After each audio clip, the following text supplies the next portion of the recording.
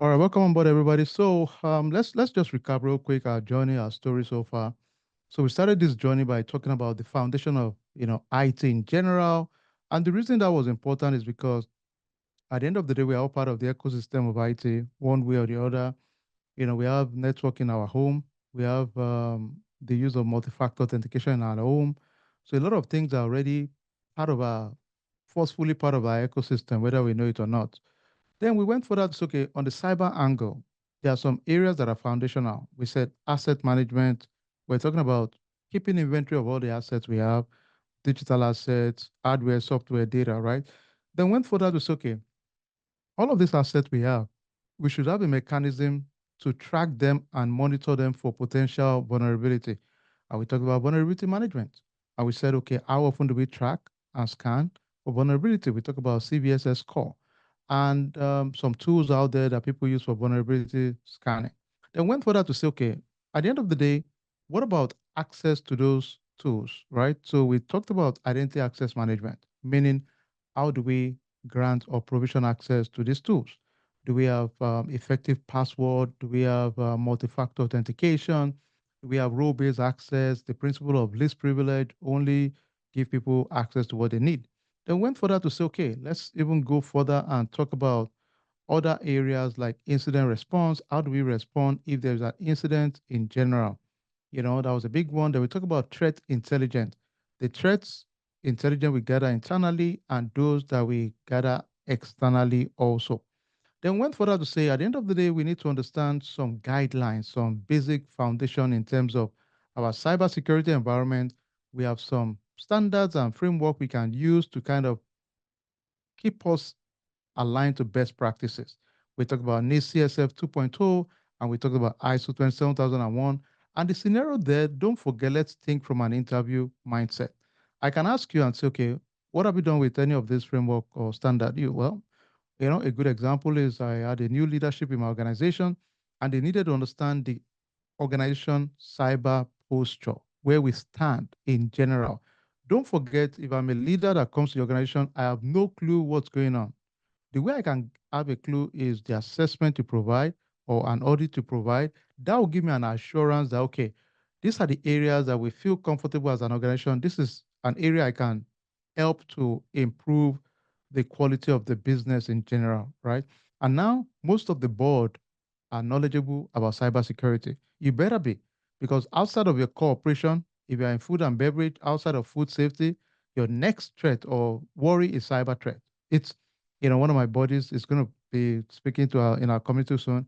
He said, "Hey, Akin, I'm the CIO, yes, but my biggest headache is cyber." Yes, because what else would be your headache? Really, that's the biggest headache that can embarrass you and get you fired immediately. So that's what keeps you awake most of the time anyway.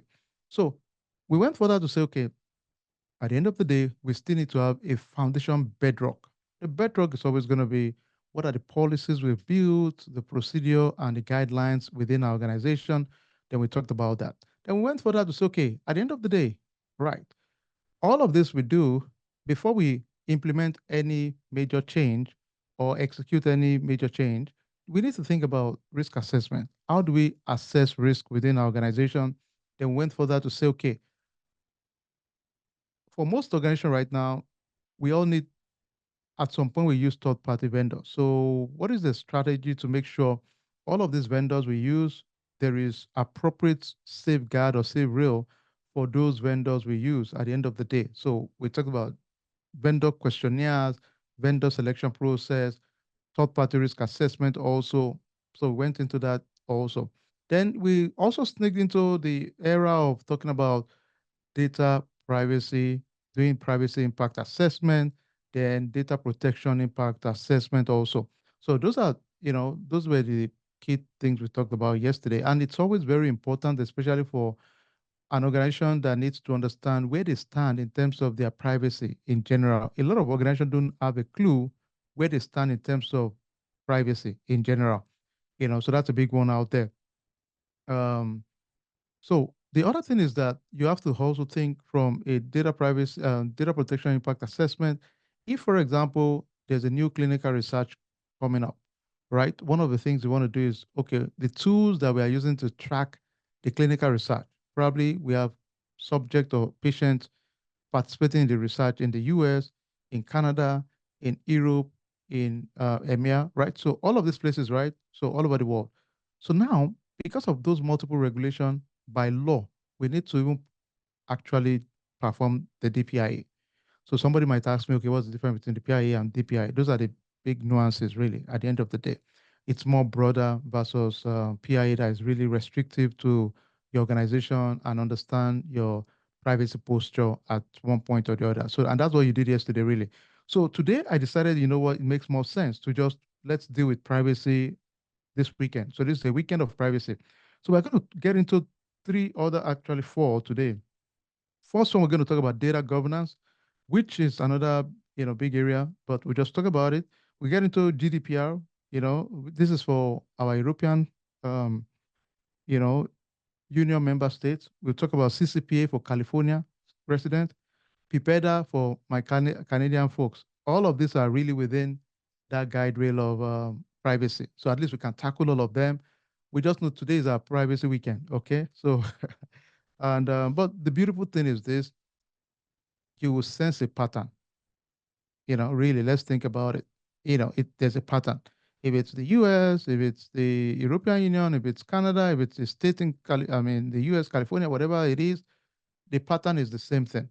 They might have a slight nuances, but they are the same. So you might see some overlap. It's okay, no big deal.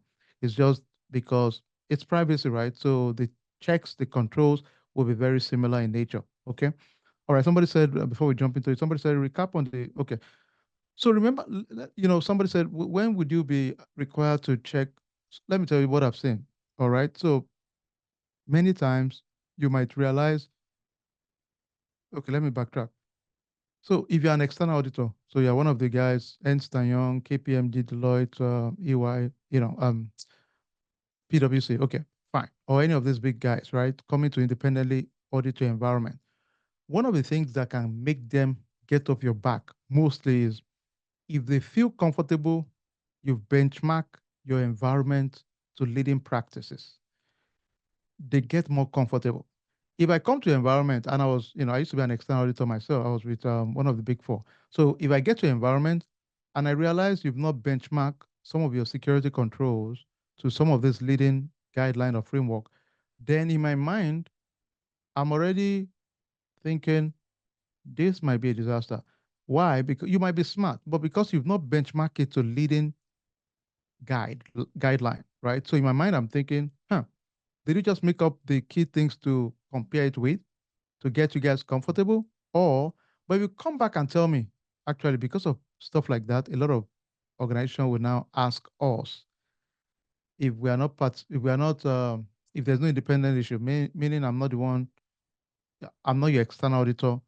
I come in as an augmented staff, meaning I'm supporting your own staff, and I'll help you to map your own controls to the likes of NIST or ISO. So that means like your policy, right? And I think I've taught us how to play around that with the new efficient way, right? You can actually map your policy real quick to those leading framework. If the external auditors see it, they get comfortable, honestly, because they will feel, oh, okay, you've mapped it. You've kind of showed them ahead of time that, hey, we're good. It's a code word to say, get out of my business. That's it, really. Because most times people just, what else am I coming to fault in your process when I've seen that you've mapped it? As a matter of fact, one of the things I'm looking for from a business point is I hope you've not mapped it, and I'll propose you give me the job to map it for you guys, right? But if you've done it, then yeah, I feel good. I'm more comfortable that you're proactive. Then let's say for example, there's a new like CSF 2.0 came out. They added the govern function. Immediately, I ask one of my team, map it. They go in and map it. So if I come in as an external auditor and I see that it's not mapped, I will know that, okay, from a business point, I'm pitching to be the one to map it for you guys, right? So it's business for me, right? At the end of the day, that's what's going to happen. But if you've done it already, I get off your business because in my mind, I know, oh, these guys are very proactive. They know what they're doing. And it's easy to know a team that knows what they're doing. By the time I look at your work papers, I look at your document, I look at what you've done, I know if these people are serious or if they have a lot of gaps. I can easily tell. So anyway, hopefully that was helpful. So, I mean, mostly the keys are for everybody just prepare within your team and talk about it. Talk about the project you did, what you did in class. Don't just go into it casually. Understand the why. Why are we doing this? Why are we actually going ahead, and always ask why? Why are we doing it? Right? I'll try and make sure we explain it and be clear. Why are we doing it? Remember again for the privacy impact assessment, a lot of organizations they get into privacy issue because they've never done a PIA. They don't even know if they have gaps in their privacy process. How they consent, they don't know. How their data is shared, they have no clue.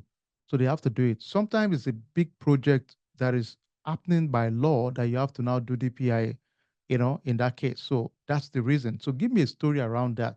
You know, um, we're about to get into a new project working with health service provider or doing a clinical research, and we needed to capture patient record. Because of that, it triggered a DPIA. Yeah, that's reasonable, right? And the same thing for PIA. Within your organization, you consent a lot of your customers and you notice some gaps that could potentially lead to fines from regulators, and you decided to conduct a comprehensive PI within your business. Those are some use cases in general that people quickly jump on those projects. Okay, so hopefully that was helpful. Let's quickly jump into, we're going to start with data governance, then we jump to GDPR, then CCPA and PIPEDA. Be ready for quiz on each one of them. But let's start with data governance first. Then after that, let's see. Okay, I got that ready too.